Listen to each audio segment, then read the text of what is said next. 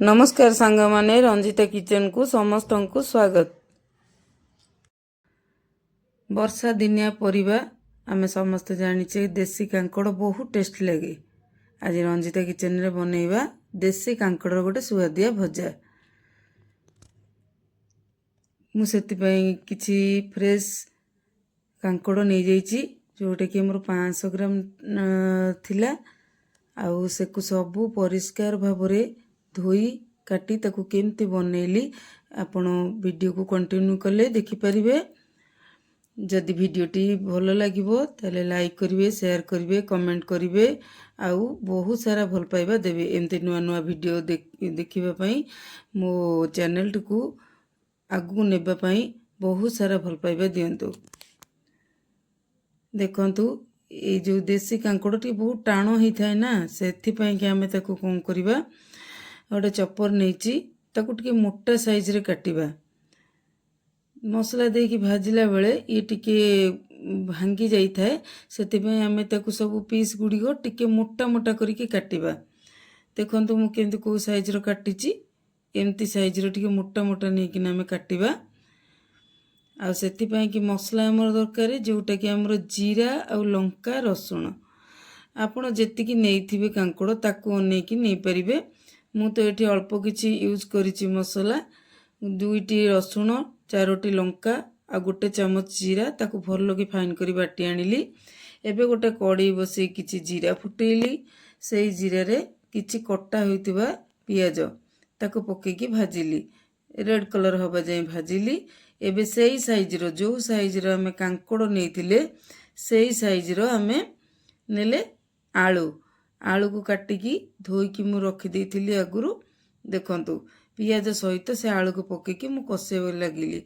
एबे आपण जम्मा भी घोड़ेइबेनी, घोड़ेइले से सब नरम हो जिवो, मसला पड़िले से कादुआ टाइप रही जाए। तेणु करी कि आलू खरड़िया टाइम रे किछि समय खरड़िबा परे आमे कोन करबा कांकड़ को ऐड कर दबा। कांकड़ को ऐड कर देला परे ताकू किछि समय सेमती खरड़िया को लागिबा। देखंतु एमती खरड़ी की टिके जस्ट पानी छाड़ी की आउ पाचिला भलिया टिके हे गले रेड कलर ता धीरे हमें किछि लूण दबा, किछि हळदी गुंड दबा, पुणी ताकू भाजिबा। लूण हळदी दे देले से टिके नरम होबा को लागे। तेणु करी कि लूण हळदी दे सेला परे हमें खाली घांटीबा, भाजिबा भाजिबा जे पर्यंत से पर्यंत भाजिबा जे पर्यंत हळदी आ लूण मिसी जाइछि। सेतेरे कोन करिबा सेही समय रे जे समय रे हमें भाजु थिबा सेही समय रे कोन करिबा बट्टा हितबा मसला को हमें ता देरे ऐड करिबा। फाइन करके मसला टिकी बाटी थिबा जोटा कि सेतेरे देले मिसी जीव सबु। देखंतु मु ताकू मसला जो बाटी थिली ताकू देई देली आउ ग्राइंडर जार रे जो लागितिला ताकू किछि पानी करके देई देली। आउ एक्स्ट्रा पानी मु किछि भी देइनी, जेतिकी मसला धुआ हेतिला सेतिकी पानी देकी ताकू कसेइबारे लागिली। जे पर्यंत से मसला बास्ना न जाइछि आमे ताकू भल्लो से कसी दबा। एबे कोन करबा सबु परिबा को एकाठी करिकी ताकू किछि समय पई घोड़े दबा जे पर्यंत पानी न मरिछि। आ आंच को टिके धीमा रखिबा। देखंतु किछि समय परे निहाती 10 मिनिट परे मु ताकू काढिली, देखिला बेलकू पानी सबु मरि जाइछि। एबे भी आलू आउ कांकड़ सब सेमती अच्छी, किछि भी भांगिनी।